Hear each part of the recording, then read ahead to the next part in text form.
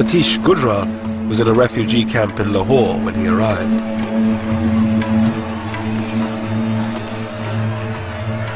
I vividly recall everything graphically. There the refugees wanted to kill him. He was shocked. A man who grew up as the darling of the people was going to be killed by the same people. I had been in pro-Nehru fellow, but that evening I did not feel, because I thought for the leaders having been truly responsible for all this havoc. So I thought he was only harvesting what he had sowed. So that first time that day, I felt no reverence toward him.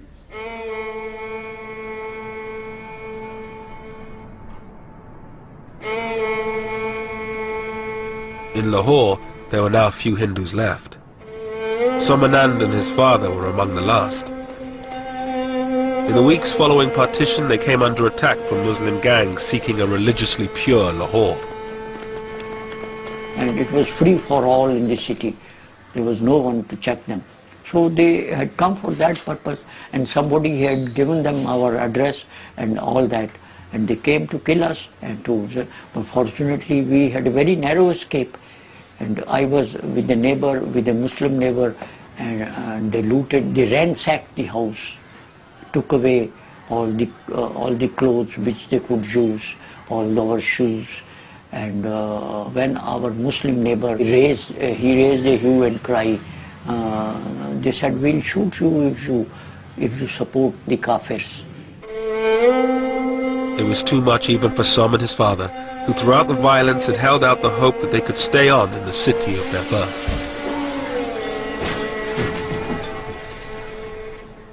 Then we decided to go to Delhi straight away. Went to the airport and came to Delhi with our 2 clothes, nothing. We left in a plane. My father bought 2 tickets for Delhi. I saw our houses when the plane went up and flight over Model Town. I wept.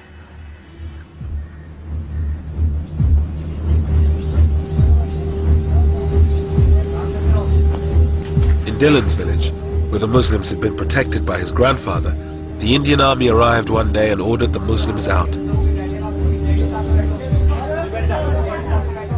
It was a sort of very heavy moment. There were tearful departures and farewells. The Muslims left most of their assets and properties with their neighbors, thinking that they would be able to come again to pick those things up.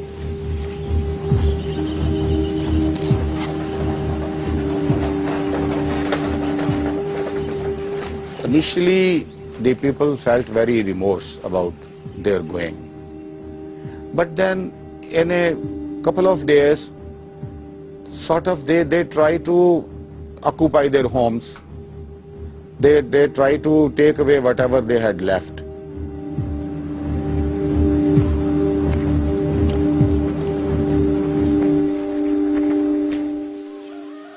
In only a few months, India had been divided along religious lines.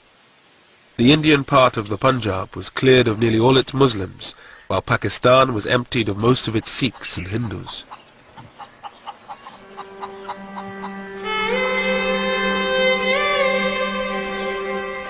Lahore, once one of the most mixed cities in all of India, was now home only to Muslims. Gone was the cosmopolitan Lahore, you see. Gone was liberal, tolerant, progressive Lahore, you see. But I think culturally, Lahore suffered, you see. It was a great city in those days. It was a great city in those days.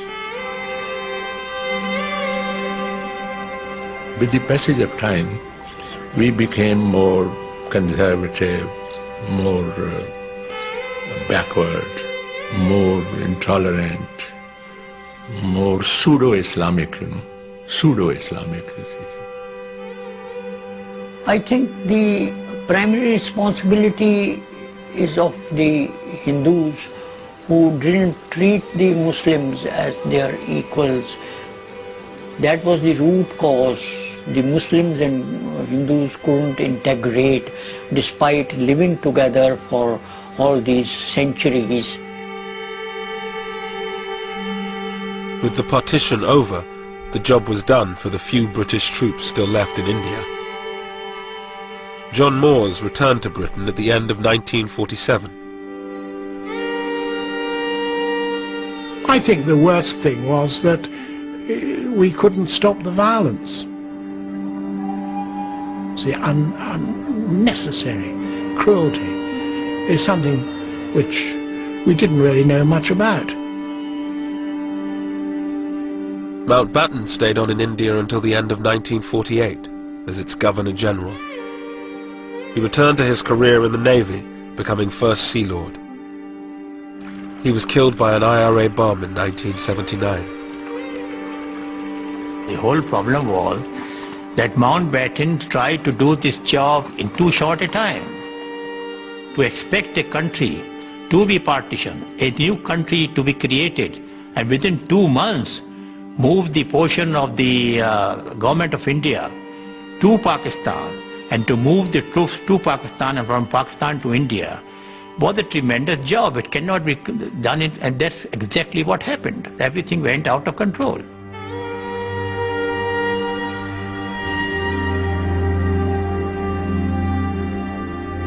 Satish Gujral, the art student from Lahore, became one of India's greatest painters.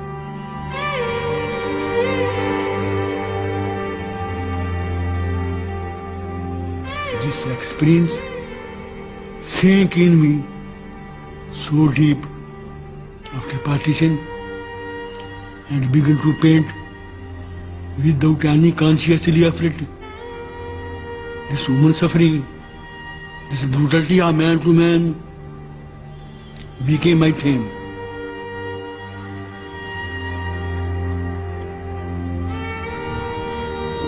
The border created in 1947 would become the focus for 3 wars and 60 years of animosity between the government of India and Pakistan.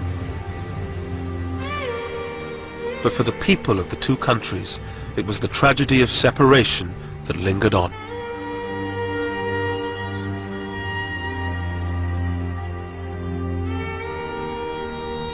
I missed my friends.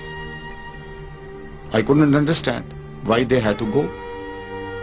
Why were they pushed away? The only thing was that they were being pushed away. I knew they were not going happily, so I couldn't understand why. And I still think, why? What did anybody get out of it?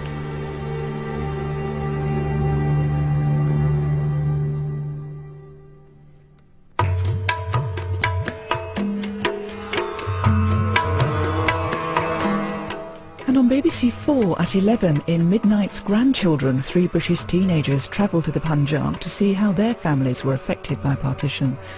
Coming next here on BBC2 Newsnight.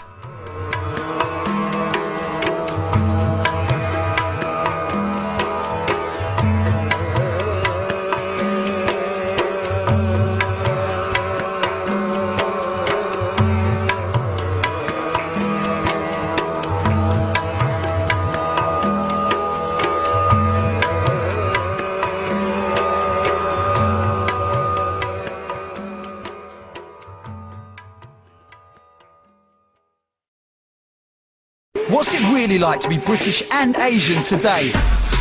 How has the independence of 60 years ago affected your life? Have your say. Asian Nation continues today on the BBC Asian Network.